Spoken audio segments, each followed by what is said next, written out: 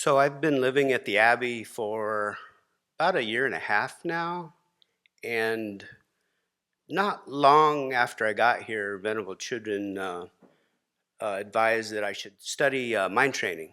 It's kind of been my main practice for a while now, and I see that it's helped me so much. It's helped me have more compassion, helped me work on my attachment to self, help me be more stable and not so up and down. So I just wanted to talk about some things that I've kind of worked through that have helped me in this way. And some also different things I thought about, like when I went home last year. The compassion part of mind training, I thought that, if I'm driving and someone honks at me, instead of letting my anger and irritation arise, I just think that, well, they're just trying to be happy, Or, in the community, if someone, I don't know, leaves their clothes in the folding table or or doesn't clean the lint out of the dryer, instead of me chasing them down and you didn't do this, Yeah, I want to do sometimes. I try and once again say they're just trying to be happy.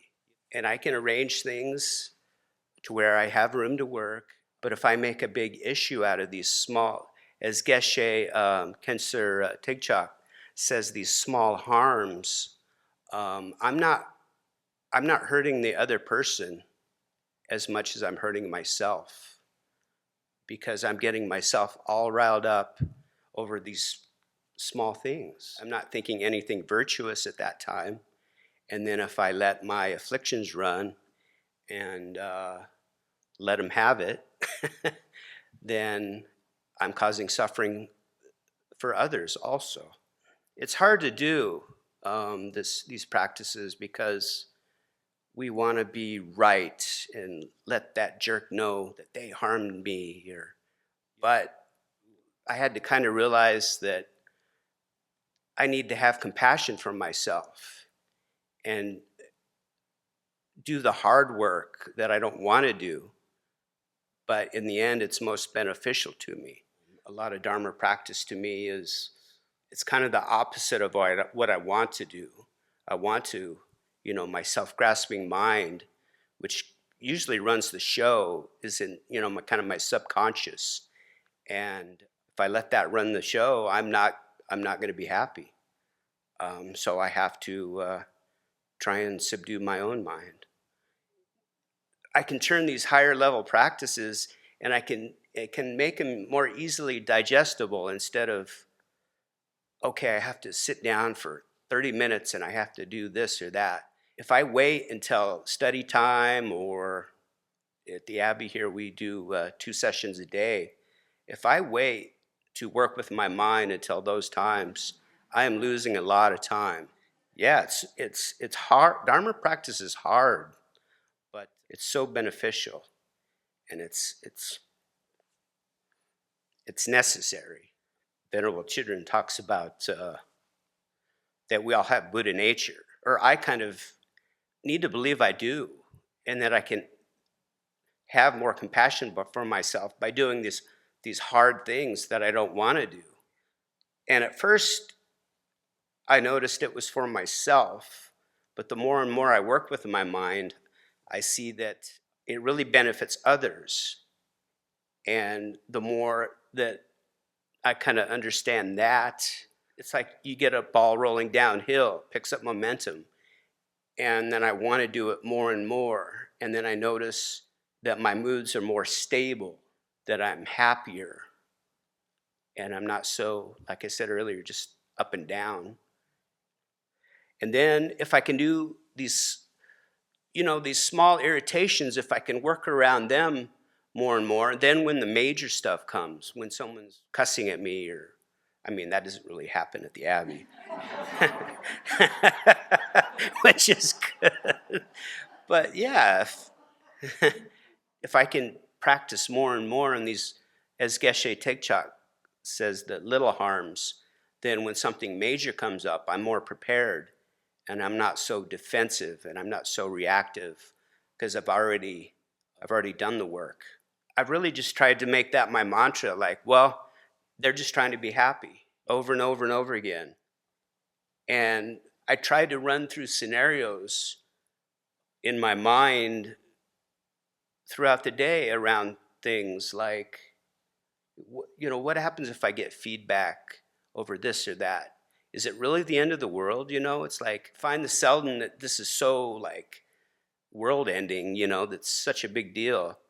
These sounds that I attach inherentness to, this person, myself, that I allow to harm me.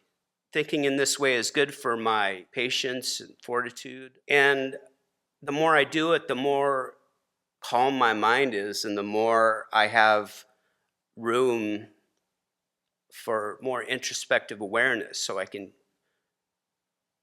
do more and more. And then that in turn helps my concentration, because I'm not so worried about this person and that person did this or that. And this going on in the back of my mind where I'm irritated or angry or all that nonsense.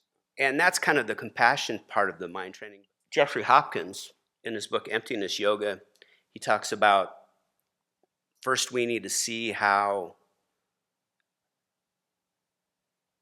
painful and difficult and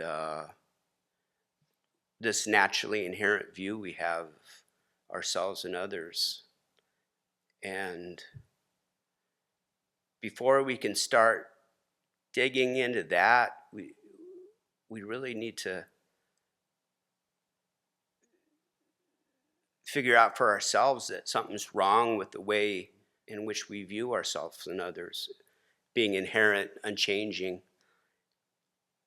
And, so if I'm irritated, I can notice how big and strong my self-grasping arises. I need to win or assert myself, and how this thinking really increases the separation of myself and others.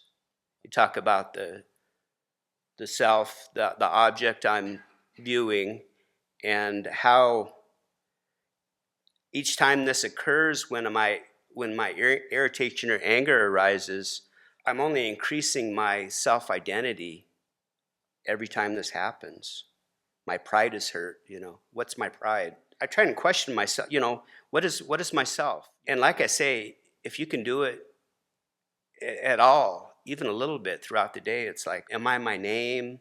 Like Venerable Children talks about, my name, my body, go through this process to see, do I inherently like this or that, or does this or that, inherently bug me, or can I change my mind around people? Is that jerk that's irritating me right now, or are they inherently a jerk, or have they been kind to me, or have I laughed with them or joked around with them? And just thinking that people or objects have parts and rely on causes and conditions is so helpful.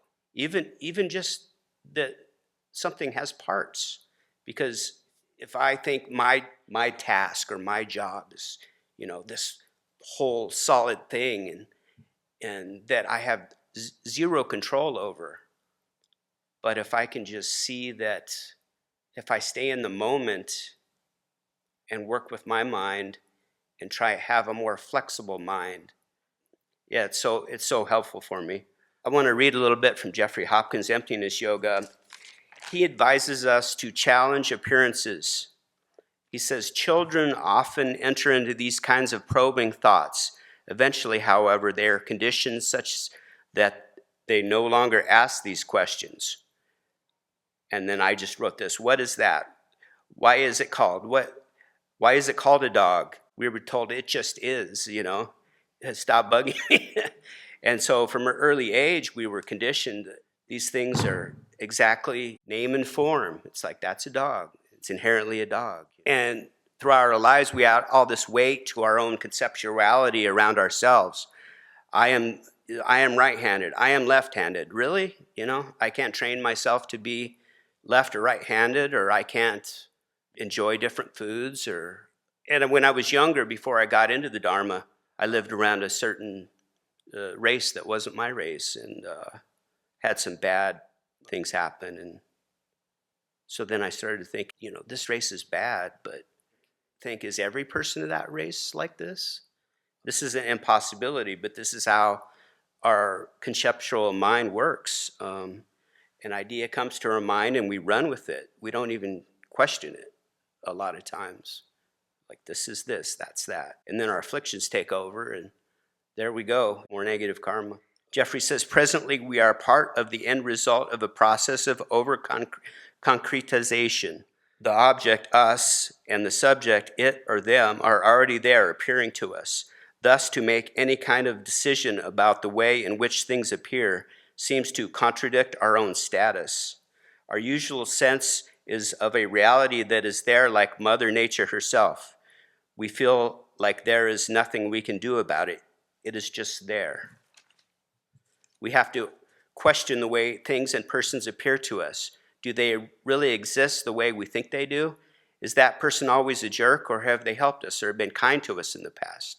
Try to notice more and more that phenomena and persons are constantly changing, rely on causes and conditions and parts to function, not in a solid monolithic way we naturally see them.